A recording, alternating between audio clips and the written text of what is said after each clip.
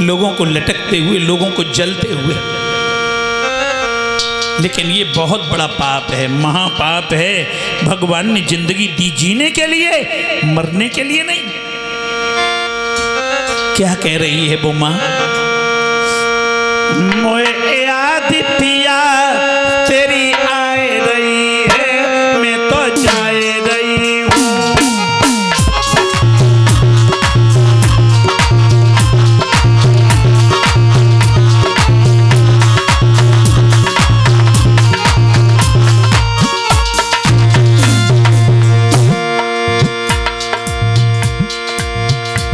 मोए याद कंठो तेरी आए रही है, मैं तो जाए रही हूँ।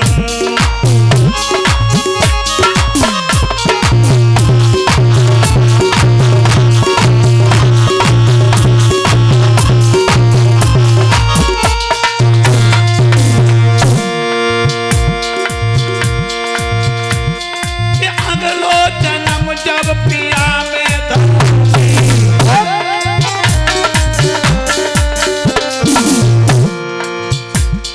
क्या जवाब दिया? अब तो अगले जन्म में मुलाकात होगी, मुझे माफ कर दो, हे प्राणेश्वर मुझे क्षमा कर दो। अगलो जन्म जब पिया में धरूंगी, अब तेरो पल्लो पकड़ूं।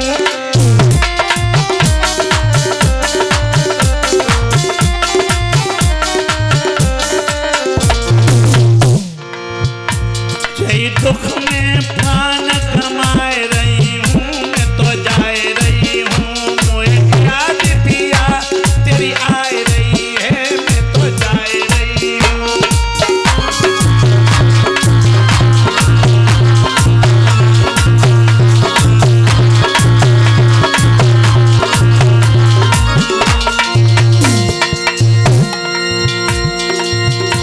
चाहे दुख में प्राण कमाए रही हूँ, मैं तो जाए रही हूँ। मोए याद पिया तेरी आए रही है, मैं तो जाए रही हूँ।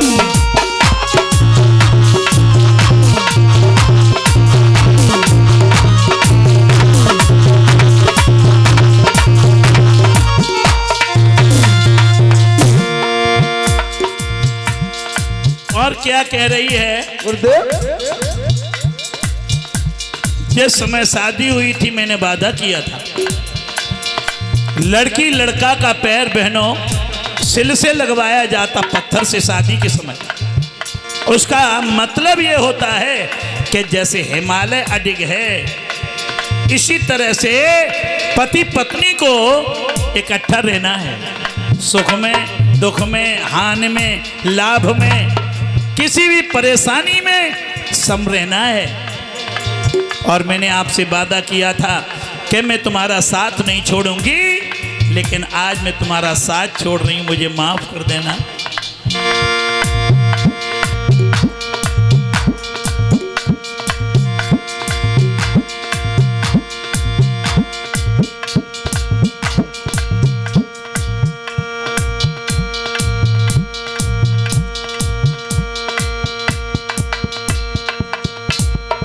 और याद रखना भैया, इसी बीच में हमारे शरद भैया, बबलू भैया, हमारे सतबीर भैया के बड़े बेटे हैं, और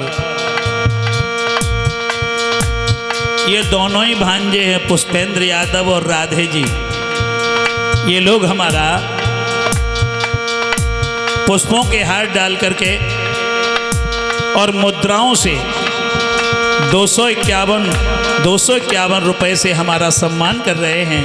भगवान हमेशा इनको आगे बढ़ाएं, माँ लक्ष्मी का साथ दें, ताकि ये धर्म के कार्यों पे सदैव आगे बढ़ते रहें। यही हमारी प्रभु से विनती है, प्रार्थना है।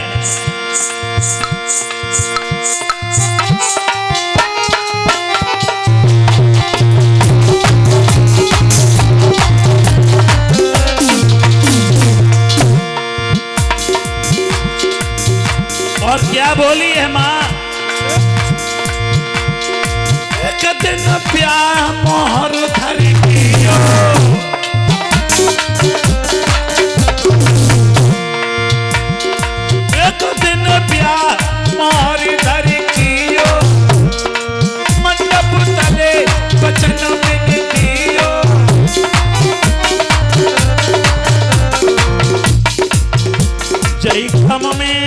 गोता खाए रही हूँ, मैं तो जाए रही हूँ, याद पिया तेरी आए रही है, मैं तो जाए रही हूँ।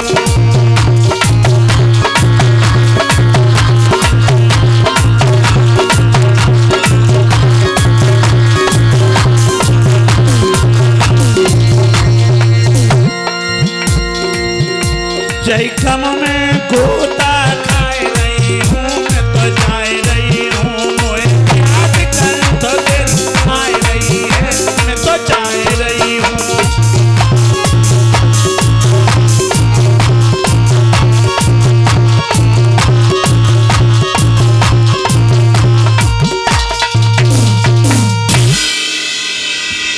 भाइयों बहनों, आज ये मैया चली है मरने के लिए और अयोध्या को पार किया, सरजू नदी के किनारे पहुंची।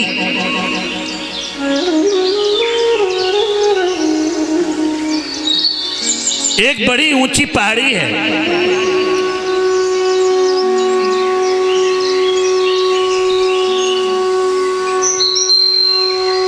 उसी पे खड़ी हो गई हैं मरने के लिए और मन कह रहा है अब क्या बात है, कूद जाओ नदी में। लेकिन याद रखना भाइयों बहनों, मरने वाले से बचाने वाला बहुत बड़ा होता है। ये उस बहते हुए पानी में नदी में कूदना चाहती हैं, पहाड़ी पे खड़ी हैं और उसी समय बाबा नारद आ गए और उन्होंने झपट के कलाई पकड़ ली।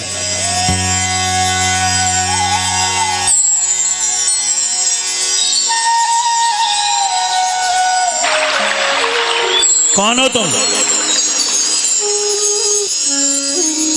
बाबा नारद कहने लगे कौन हो?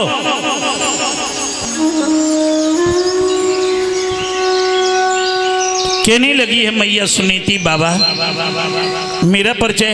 हाँ हाँ कौन हो और तुम ये नदी में क्यों कूदना चाहती थी? जवाब दिया मैं महाराज की पहली पत्नी सुनीति हूँ। बाप रे सुनीति, और इतनी रात गए, रात के 2 बजे तुम यहाँ नदी के किनारे? मैया बोली छोड़ो मेरी कलाई छोड़ो, हमें मर जाने दो,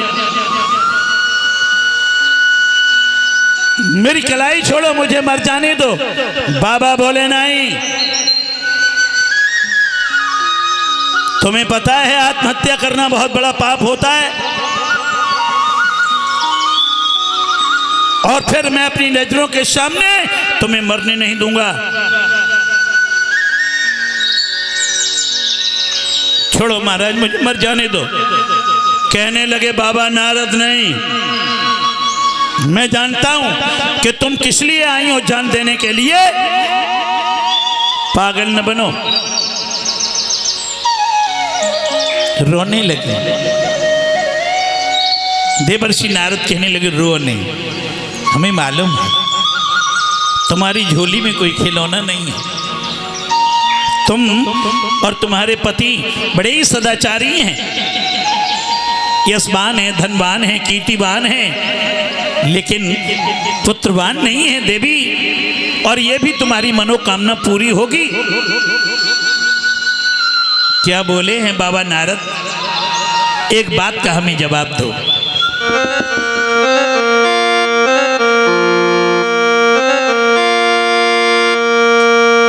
क्या पूछ रहे हैं? का बरसा थोड़ी भई और के कहूं गयो किसान,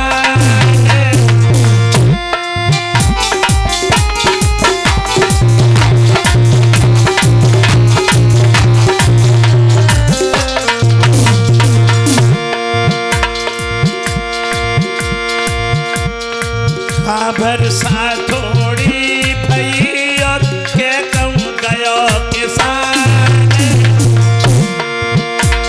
सही खेत बंजर पड़ो महाराजी भगवान।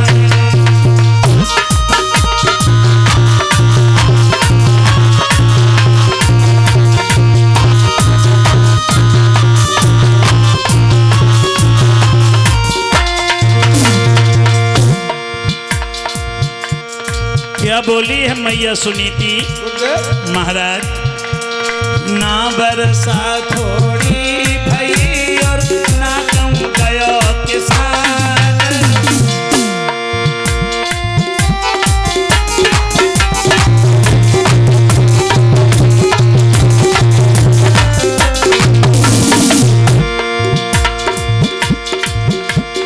ना बरसा थोड़ी भई और ना कम गयो किसान। खेत बीच ओढ़े सुन ले ओ संत सुजान।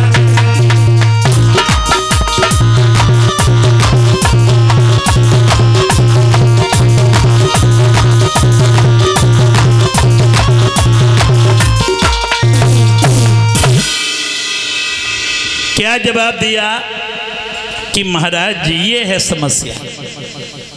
बाबा नारद कहने लगे घबराओ नहीं देवी और रो नहीं, संत होने के नाते तुमसे ये वादा करता हूं कि तुम्हारी झोली में बहुत जल्दी बालक होगा।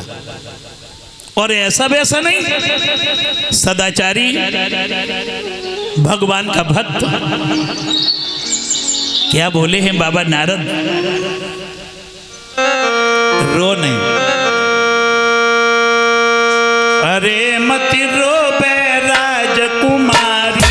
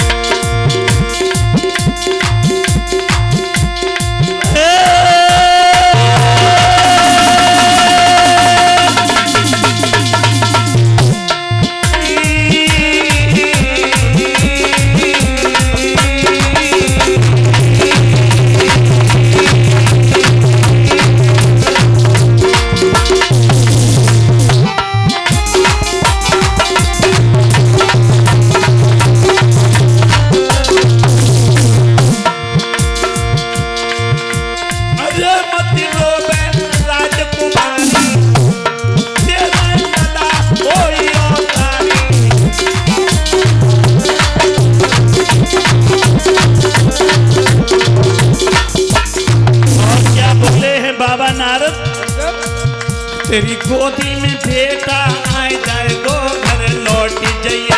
तेरी गोदी में लाला आए जाएगो घर लौट जाइए।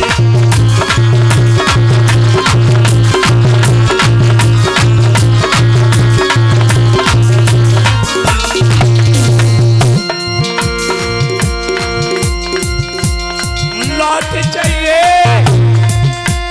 लौट जाइए, घर लौट जाइए। तेरी गोदी में बेटा आए जाएगो घर लौट जाइए।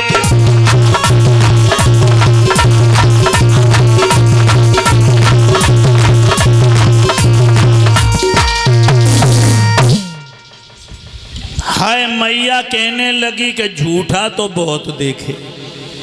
ए भैया का बोली, झूठा बहुत देखे हमने, लेकिन झूठन को सरदार पहली बार देखो।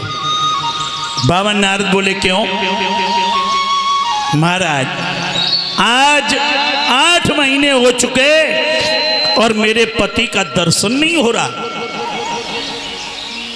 और तुम कह रहे हो कि बालक होगा, सुंदर होगा, सदाचारी होगा, भगवान का भक्त होगा।